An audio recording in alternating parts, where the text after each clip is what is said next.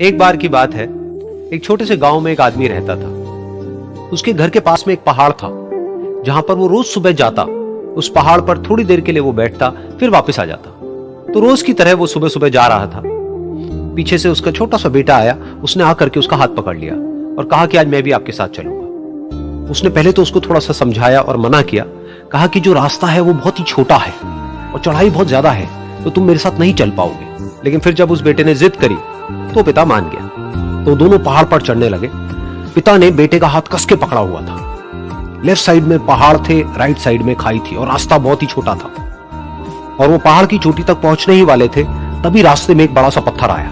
क्योंकि पिता उस रास्ते पर रोज आता था, तो उसको पता था कि वहां पे पत्थर है, तो वो साइड से निकल गया। लेकिन जो बेटा था उसका ध्यान कहीं और था, तो उसका घुटना जा करके उस बड़े से पत्थर पर टकरा गया। तो फिर उस बच्चे के मुंह से एक चीख निकली। और जैसे ही वो चीखा, उसकी आवाज उन पहाड़ों में गूंजने लगी। इससे पहले उस बच्चे ने कभी भी अपनी आवाज की गूंज नहीं सुनी थी, तो उसे समझ नहीं आया कि क्या हो रहा है। वो अंदर से थोड़ा सा घबरा गया। उसे लगा कि शायद कहीं कोई है जो छुप करके उसको देख रहा है और उसका मजाक उड़ा रहा है। फिर उस बच्चे ने बोला, कौन हो तुम? कौन हो तुम? तो जब उस बच्चे ने इस गूंज को सुना, उसे गुस्सा आ गया। उसे लगा कि कौन है ये जो मेरा मजाक उड़ाए चले जा रहा है। फिर उसने गुस्से से कहा, मैं तुम्हें छोड़ूंगा नहीं। और फिर जैसे ही उसने इस गूंज को सुना, वो घबरा गया। उसके पिता समझ गए थे कि क्या हो रहा है। उसने अपने पिता का हाथ कस के पकड़ लिया और उनसे पूछा, कौन है ये जो मुझे इतना तंग कर रहा है? कौन है ये जो मुझे इतना डरा रहा है? तो उसके पिता थोड़ा सा मुस्कुराए और उन्होंने खाई की तरफ देखा और जोर से बोला, मैं तुमसे बहुत प्यार करता हूं।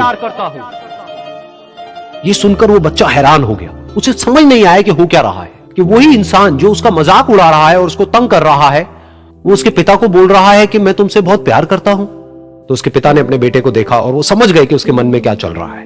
और फिर दोबारा उन्होंने बोला, तुम बहुत अच्छे हो।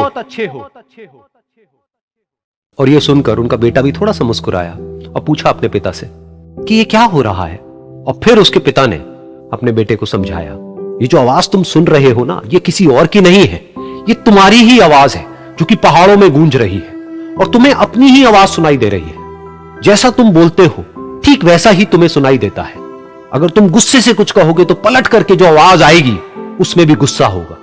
लेकिन अगर तुम कुछ अच्छा कहोगे तो वो आवाज भी अच्छी होगी। बिल्कुल इसी तरह से हमारी जिंदगी में भी होता है। जैसा तुम अपने मन में इस जिंदगी के बारे में सोचते हो, ये जिंदगी तुम्हारे लिए बिल्कुल वैसी ही हो जाती है।